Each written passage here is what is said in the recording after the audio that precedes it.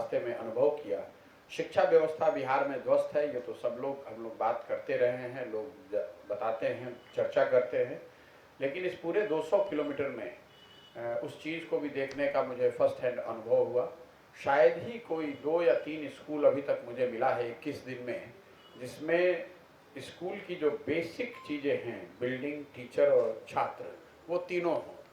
ज़्यादातर जगहों पर जहाँ बिल्डिंग है वहाँ टीचर नहीं है, जहाँ टीचर हैं वहाँ बिल्डिंग नहीं है, और जहाँ दोनों है, कुछ ऐसे भी जगह मिले जहाँ बिल्डिंग टीचर होने के बावजूद छात्र नहीं हैं। स्कूल को लेकर जो एक उदासीनता और एक गुस्सा मुझे हर जगह लोगों में दिखा। एक और बात देखने को मिली कि जैसा हम लोग समझते हैं कि सरकारी स्कूल में बहुत कम लोग पढ़ रहे हैं और प्राइवेट स्कूल में ज़्यादा लोग पढ़ रहे हैं, ये बात तो हम लोग सुनते रहते हैं।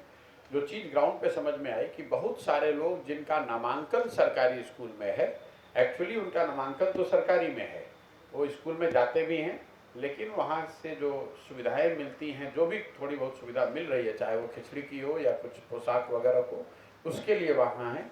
तो लेकिन साथ साथ वो बगल के किसी प्राइवेट स्कूल में भी उनका नामांकन है, तो उनका नामांकन कई जगह पर डबल काउंट भी मुझे लगता है। राष्ट्रीय विकल्प की बात कर रहे हैं, उसके लिए क्या रणनीति या क्या प्लान? नहीं, मैं राष्ट्रीय विकल्प की बात नहीं कर रहा हूँ। मैंने ये कहा है कि ये जो पूरा प्रयास है, ये प्रयास बिहार में रीजनल पार्टी बनाकर, कोई गठबंधन बनाकर चुनाव लड़ने जीतने का नहीं है।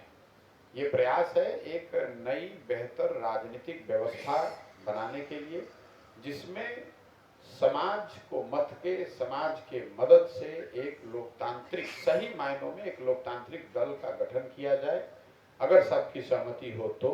और उस दल का गठन ही सिर्फ लोकतांत्रिक तरीके से ना हो, उसको बनाया और चलाया भी लोकतांत्रिक तरीके से जाए। उसका नेता कोई एक व्यक्ति प्रशांत किशोर ना हो, वो किसी एक परिवार का दल ना हो, वो किसी एक वर्ग का दल ना हो, वो बिहार के उन सारे लोगों का दल हो जो एक नए और बेहतर विकल्प की सोच रखते हैं। मैंने ये भी स्पष्ट किया है कि ये जो पूरी सोच है, ये महात्मा गांधी के कांग्रेस से प्रेरित है, जो आज़ादी से पहले कांग्रेस थी। ये उस व्यवस्था, उस सोच से प्रेरित है जिसमें आज़ादी की लड़ाई में, जैसा आप जानते हैं, जिसको भी आज़ादी की लड़ाई में योगदान देना होता था उस समय, उसमें से ज़्यादातर लोग उस समय की कांग्रेस को जाकर ज्वाइन कर लेते थे।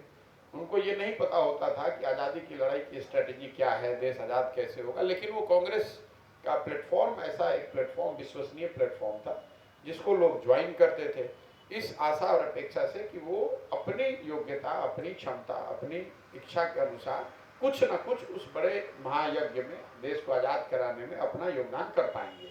और कांग्रेस, उस समय की कांग्रेस की लोकतांत्रिक व्यवस्था ऐसी थी कि आपको अपनी क्षमता, इच्छा के अनुसार कुछ न कुछ करने को मिल जाता था।